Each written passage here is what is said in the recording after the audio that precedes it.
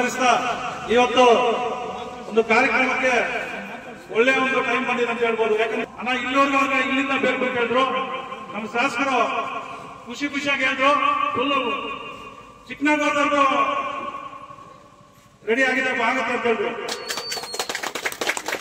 ನಾನು ಅನ್ಕೊಂಡೆ ಇವಾಗ ಎಲ್ಲರೂ ಸುಮಾರು ನಮ್ಮ ಚಿಕ್ಕನಗೌಡದಿಂದ ಎಲ್ಲರೂ ಬಂದು ಶಾಸನ ಕೇಳಿ ನಾವು ಇಲ್ಲಿಂದ ಹಾಕ್ಸಿಬಿಡ್ಬೇಕು. ನಿಮ್ಮ ಸಹಾಯದಿಂದ ಇವತ್ತು ನಮ್ಮ ಊರಿಗೆ ಬಸ್ ಬರ್ತಾ ಇದ್ರೆ ಒಂದು ಯಾವುದೇ ಒಂದು ಪ್ರಾಬ್ಲಮ್ ಆಗಲಿ, ಒಂದು ಬಸ್ ಇದೆ, ಸ್ಕೂಲ್ ಮಕ್ಕಳಿಗೆ ಬಸ್ ಇದೆ ಅಂತ ಹೇಳ್ತಾ ಇದ್ರು. ಅದೇ ರೀತಿ ಇವತ್ತು ರೋಡ್ ಆಗ್ತದೆ ಅಂದ್ರೆ ಇದನ್ನ ನಮ್ಗೆ ಒಂದು ಸಹಾಯ ಮಾಡಿದಂತ ಯಾರು ಇಲ್ಲ ಅಂತ ಹೇಳಕ್ಕೆ ಇಷ್ಟಪಡ್ತೀನಿ.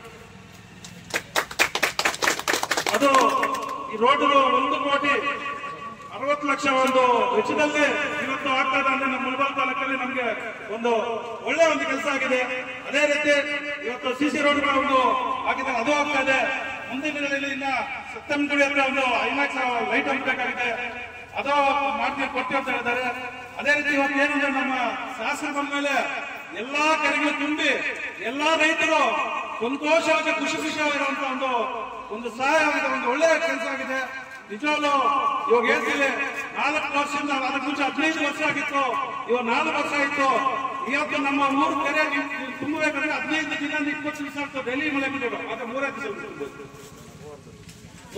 ತುಂಬಿದೆ. ಎಲ್ರಿಗೂ ರೈತರಿಗೂ ಎಲ್ರಿಗೂ ಒಳ್ಳೇದಾಗುತ್ತೆ. ನಮ್ಗೆ ಶಾಸಕರು ಒಳ್ಳೆ ಒಂದು ಯಾವುದೇ ಕೆಲಸ ಬೇಕಾದ್ರೆ ನಾವು ಡೈರೆಕ್ಟ್ ಆಗಿ ಕೇಳಿ ಮಾಡಿಸ್ಕೋಬೇಕು. ಯಾವ ರೋಡ್ ಇದ್ರೂ, ಯಾವ ಲೈಟ್ ಆದ್ರೂ, ಯಾವ್ದು ನೀರು ಇನ್ನೊಂದು ಹೇಳಿದ್ರೆ ನಮ್ಗೆ ಇನ್ನೊಂದು 2-3 ವರ್ಷ ಬೋದು ಪೈಪು ಮೋಟರ್ ಬೇಕಾಗಿಲ್ಲ. ನಮ್ಗೆ ಎಲ್ಲ ಕರೆಗಳು ಫುಲ್ ಆಗಿದೆ. ನಮ್ಗೆ ಇನ್ನಿರೋದು ರೋಡು, ಲೈಟು, ಮನೆಗಳು ಇದೊಂದು ಆದ್ರೆ ನಮ್ಗೆ ಒಳ್ಳೇದಾಗುತ್ತೆ. ಇದಕ್ಕೆ ಎಲ್ಲ ನಮ್ಮ ನಾಯಕರು ಮತ್ತು ಎಲ್ಲ ನಮ್ಮ ತಾಲೂಕಿನ ಎಲ್ಲ ಜನತೆಗೂ ಈ ಕಾರ್ಯಕ್ರಮಕ್ಕೆ ಬಂದು ಒಳ್ಳೆಯ ಒಂದು ಕಾರ್ಯಕ್ರಮವನ್ನು ಯಶಸ್ವಿ ಮಾಡಿದ್ದೇವೆ.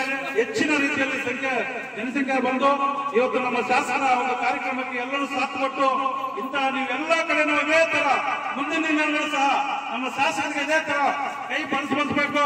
ಮಾಡಿದಾಗ ಯಾವುದೇ ಕೆಲಸಗಳಾದ್ರೂ ನಾನು ಹೇಳಿದ್ದೀನಿ, ನಮ್ಮ ಒಳಗೆ ಇದು 224 MLA ನಿಂತುಕೊಂಡು ನೋಡ್ಬೇಕು ಯಾವ್ದು ಮುಳಬಾಲ್ MLA ಅಂತ ಹೇಳಬೇಕು ಅಂತ.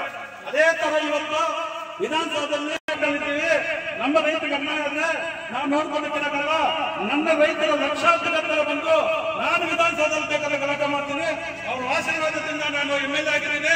ಅವ್ರ ಆಶೀರ್ವಾದಕ್ಕೋಸ್ಕರ ನಾವು ಜೊತೆ ಇದ್ದು ಏನೇ ಆಗಲಿ ಅವ್ರ ಜೊತೆಯಲ್ಲಿ ಮಾಡ್ತೀನಿ ಅಂತೇಳಿ ಇದು ವಿಧಾನಸೌಧದಲ್ಲಿ ಎಲ್ಲರೂ ಸಚಿವರಾಗ್ಲಿ CM ಆಗ್ಲಿ ಯಾರ ಮೇಲೆ ಗಲಾಟೆ ಮಾಡಿ ಇವತ್ತು ಕೆಲಸ ಮಾಡ್ಕೊಂಡು ಬರ್ತಾ ಇದ್ದಾರೆ.